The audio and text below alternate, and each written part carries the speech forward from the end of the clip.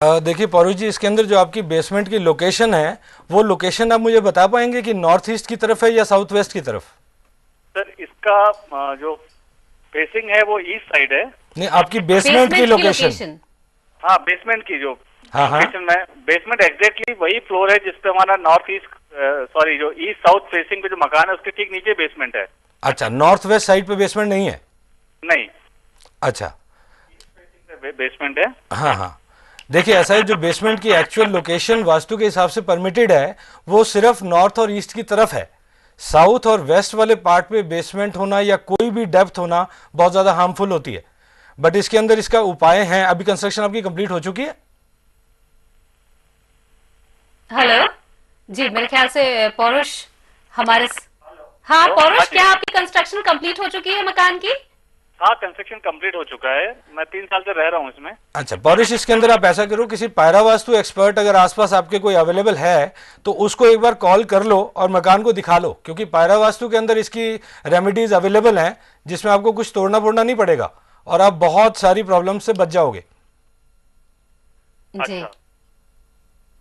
Experts मेरे knowledge में है नहीं। तो आप ऐसा कर सकते हैं, आपका जो प्लान है ना, नक्शा जो है, उसको एक बार जो नंबर्स आपके स्क्रीन पे हमारे आ रहे हैं सामने, इस पे आप एक बार फैक्स कर दीजिए तो उसको मैं देख के कुछ आपको इंस्ट्रूमेंट्स बता सकता हूँ। ठीक सर। तो ठीक है पौरुष जी। नंबर्स नीचे स्क्रॉल हो रहे हैं पौरुष, आप चाहें तो इन नंबर्स पर आप कॉल कर सकते हैं और सीधे सीधे आप नक्शे को भेजकर नक्शा किस तरीके से सही अप्रूव किया जा सकता है या किस तरह से पारा वास्तु इसमें मदद कर सकती है उसके बारे में आप जान सकते हैं पल्लव जी से। और आज का जो हमारा टॉपिक है, जो विषय है, हमने बच्चों की स्टडीज को लेकर बात कर रहे हैं हम।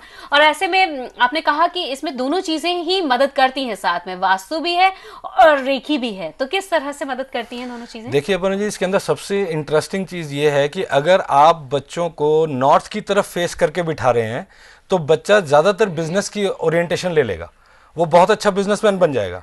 अगर आप उसको ईस्ट की तरफ फेस करके बिठा रहे हैं तो एडमिनिस्ट्रेशन लाइन उसके लिए पूरी तरह से खुली है। उसको आप आईपीएस, आईएएस, पुलिस की कोई लाइन, कोई एडमिनिस्ट्रेशन लेवल पे किसी भी पोजीशन पे अगर आप उसको ग्रो करना चाहते हैं, सिंपली उसकी डायरेक्शन जो है वो ईस्ट की फेस कर दीजिए।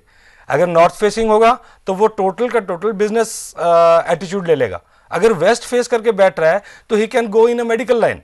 तो ये थोड़ी थोड़ी डायरेक्शंस का फर्क है। अगर पेरेंट्स इसको डिसाइड कर पाएं कि बच्चे को किस डायरेक्शन में बिठाना है और किस टॉपिक पे आप उसको एनहांस करना चाहते हो, अकॉर्डिंगली आप अपने डायरेक्शंस को चूज कर सकते हैं। सपोज करिए अगर आप किसी एडमिनिस्ट्रेशन लाइन में आना चाहते हैं तो ईस्ट की तरफ फेस करके उसको बिठाइए और उसके आगे जो भी आपकी वॉल हो, उस वॉल से कम 1.5 से 2 फीट का फासला जरूर रखिए। और सामने वाली वॉल पे अगर उगते हुए सूरज की फोटो लगा सकें तो हिज कंसंट्रेशन इतनी ज्यादा इंक्रीज कर जाएगी कि यू विल वंडर कि ये कैसे हुआ। वास्तु इतनी ज्यादा इंप्रूवमेंट इसमें कर सकती है।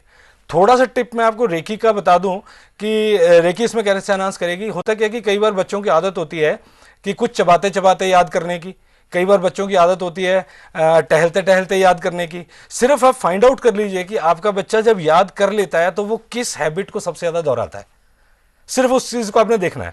सपोज करो उसको मुंह चलाते चलाते कि उसको कुछ कुरकुरे मिल जाए तो खाता रहेगा, कुछ बिस्कुट मिल जाए तो खाते खाते याद करता है, बड़े अच्छे से याद हो जाता है।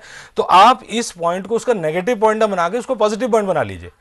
जो चीज भी वो खाते खाते याद करता है, सपोज करो आज उसने बायोलॉजी याद करनी है तो उसके आगे आप कुछ काजू रख दीजिए फॉर एग्जाम्पल, और काजू खाते खाते उसको बायोलॉजी याद करने दीजिए। एक काजू उस प्लेट के अंदर जरूर रह जाए लास्ट में,